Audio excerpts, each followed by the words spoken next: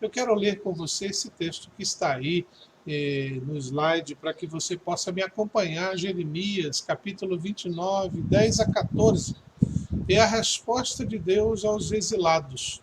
Aí nós vamos entender, você vai entender por que nós devemos meditar neste texto, neste exato momento. Jeremias, capítulo 29, do verso 10 ao verso 14. Diz assim: Assim diz o Senhor, quando se completarem os 70 anos da Babilônia, eu cumprirei a minha promessa em favor de vocês, de trazê-los de volta para este lugar. Porque sou eu que conheço os planos que tenho para vocês, diz o Senhor, planos de fazê-los prosperar e não de lhes dar e não de lhes causar dano, planos de dar-lhes esperança e um futuro. Então vocês clamarão a mim, virão orar a mim e eu ouvirei. Vocês me procurarão e me acharão quando me procurarem de todo o coração. Eu me deixarei ser encontrado por vocês, declara o Senhor. E os tratarei de volta, e os trarei de volta do cativeiro. Eu os reunirei de todas as nações e de todos os lugares para onde eu os dispersei. Eu os trarei de volta para o lugar de onde os deportei, diz o Senhor. Que Deus nos abençoe nesta meditação e reflexão. Meus irmãos, por razões humanas que não entendemos, surgiu esta pandemia.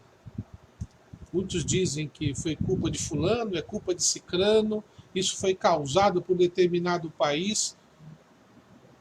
Toda vez que acontece uma tragédia, a gente sempre quer botar a culpa em alguém, para poder justificar o nosso desconforto ou para poder amenizar o nosso desconforto. Isso é natural. Sempre acontecerá. Que há algum responsável? Há. No fundo do fundo de toda a realidade, nós temos um inimigo que é responsável por todos os males que acontecem na Terra. Ele é o pai dessa história. E nós, quando agimos de acordo a este pai, nos tornamos seus filhos.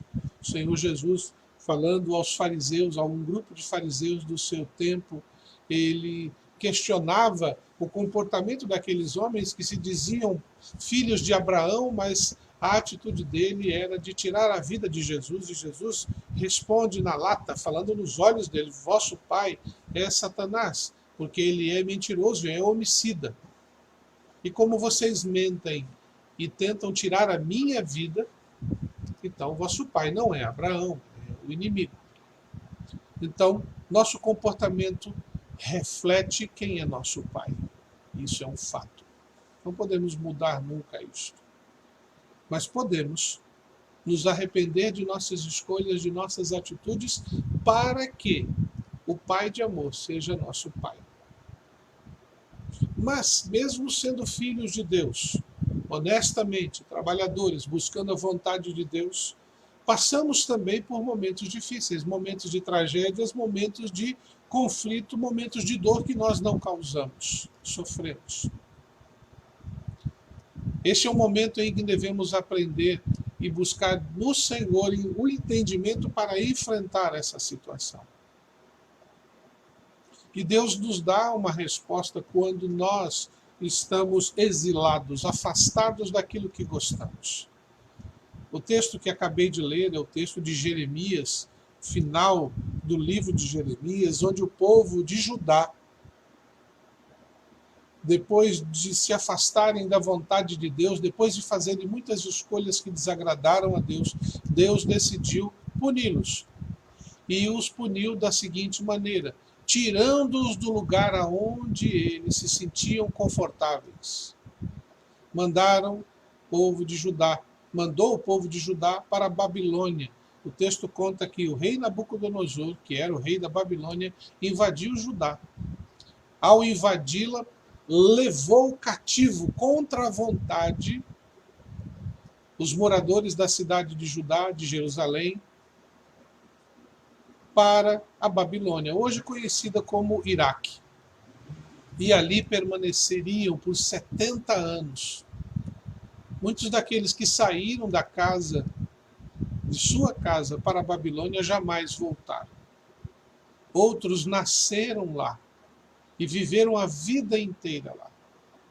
De qualquer maneira, precisamos entender qual é a resposta de Deus quando nós somos tirados dos lugares que nós gostamos de estar. O que Deus quer nos ensinar sobre isso? Qual a melhor forma de compreendermos e lidar com esta situação? Portanto, o texto que acabo de ler e que você está vendo aí, impresso no slide, ele mostra exatamente a resposta de Deus para as nossas dúvidas e as nossas angústias. Muito mais do que você ver um texto bíblico, você precisa compreender qual é a vontade de Deus. Então, qual é a resposta de Deus para tempos como este, onde nós somos tirados do ambiente e do lugar que nós temos o costume ou gostamos de estar? Primeiro, Deus nos orienta e nos diz que precisamos aprender a entender. Isto é, pôr em nossas mentes a mente de Deus, a vontade de Deus. Olha o que Deus diz no verso 11. Eu sei que pensamentos tenho a vosso respeito, diz o Senhor, pensamentos de paz e não de mal, para vos dar o fim que desejais. Primeira coisa que precisamos entender e colocar em nossas mentes, que por mais que estejamos vivendo um tempo desconfortável, um tempo, entre aspas, de exilados, Deus tem um plano bom para nós, um tempo de paz, não de mal. Não nos cabe ficar adivinhando o porquê das coisas, mas entender que o que Deus tem planejado para nós é melhor.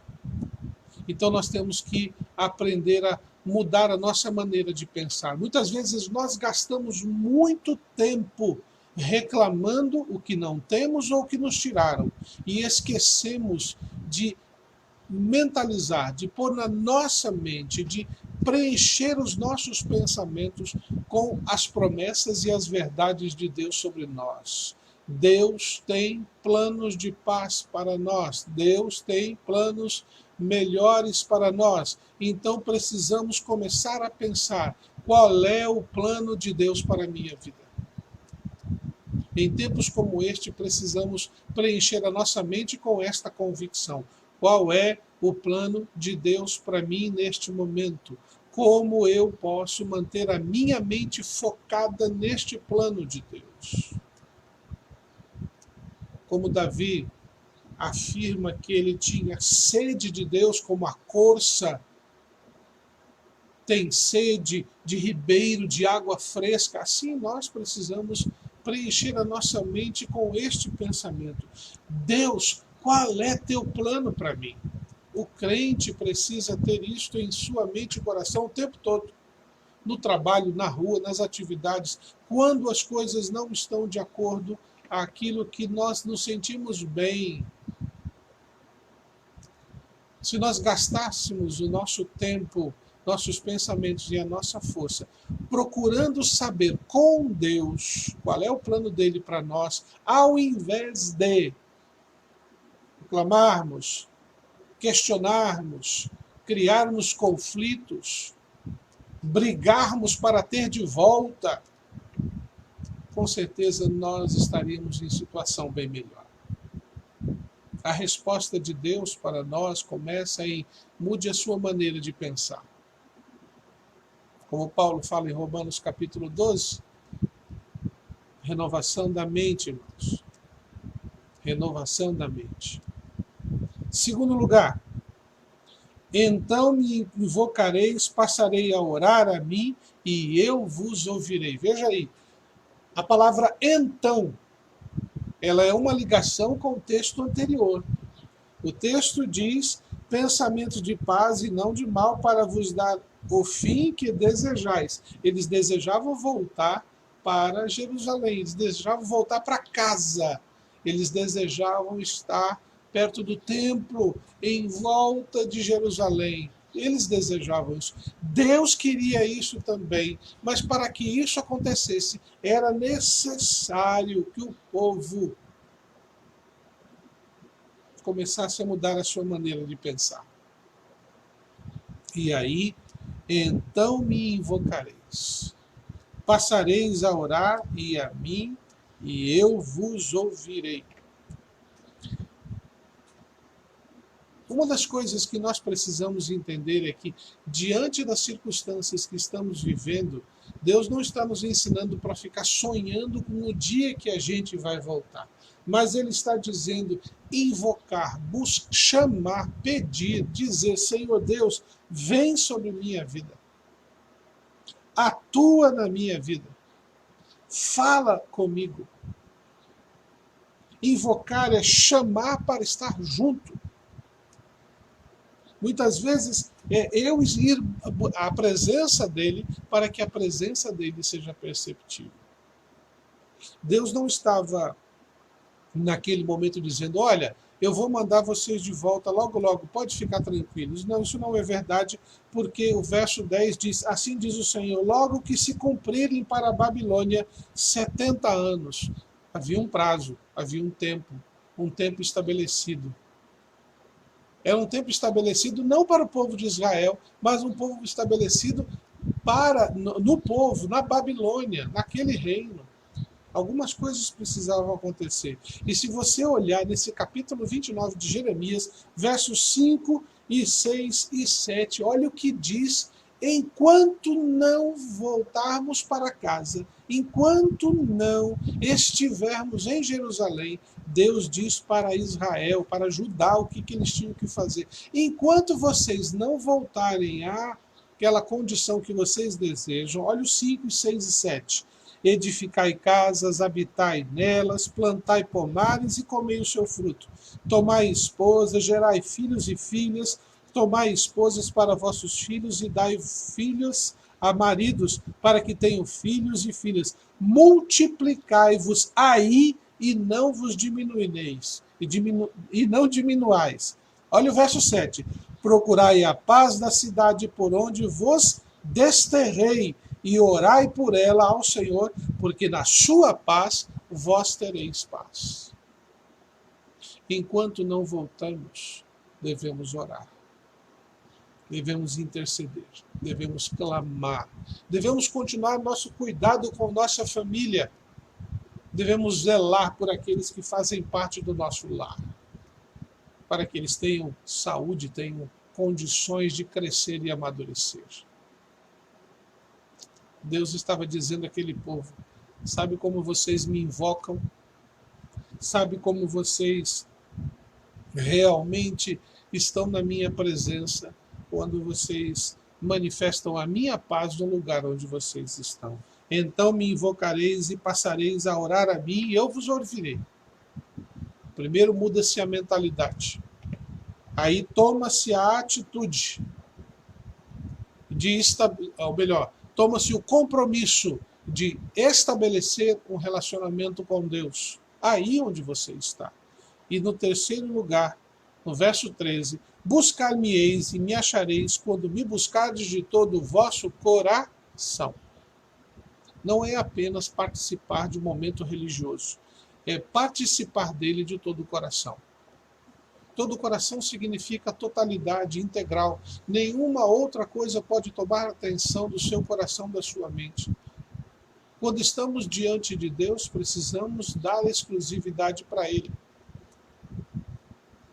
E se tem uma coisa muito difícil de fazer agora, nesse exato momento, é buscar a presença de Deus e não se distrair com outras coisas. Você está aí no celular me acompanhando, mas num toque do dedo, num bater de um som, o WhatsApp pode aparecer com uma mensagem e você se distrai e fica prestando atenção ali.